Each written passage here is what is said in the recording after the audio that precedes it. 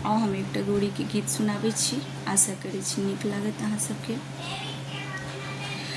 गौड़ी पूजू जानकी से जानकी से जानकी से जानकी पुरल कामना, बड़ी भेटल रघुवर पुरल कामना, बड़ी भेटल रघुवर पुरल कामना।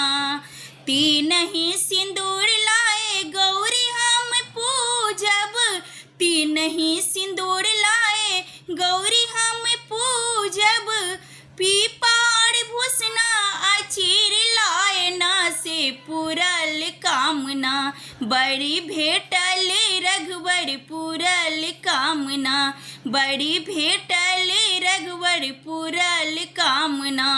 गौरी पूजू जानकी से जानकी से जानकी से जानकी पुरल कामना, बड़ी भेटल रघुवर पुरल कामना, बड़ी भेटल रघुवर पुरल कामना।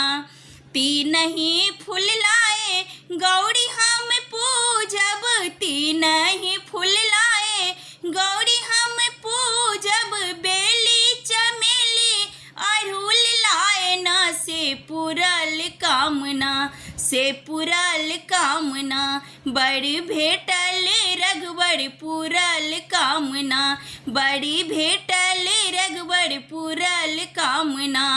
गौरी पूजू जानकी से जानकी से जानकी से जानकी पुरल कामना, बड़ी भेटल रघुवर पुरल कामना, बड़ी भेटल रघुवर पुरल कामना।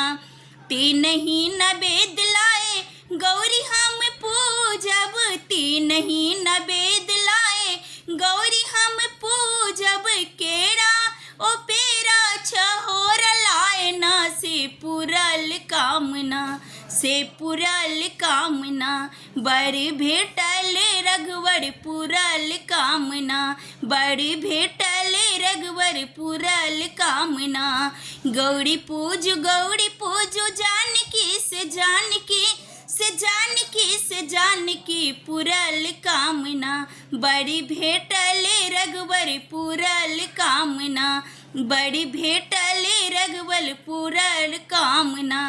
तीन ही धूप लाए गौरी हम पूजब, तीन ही धूप लाए गौरी हम पूजब, सरल गुगुल धूप लाए ना से पुरल कामना, बड़ी भेटल रघुवर पुरल कामना, बड़ी भेटल रघुवर पुरल कामना। गौरी पूजू जानकी से जानकी से जानकी से जानकी पुरल कामना, बड़ी भेटल रघुवर पुरल कामना, बड़ी भेटल रघुवर पुरल कामना, बड़ी भेटल रघुवर पुरल कामना।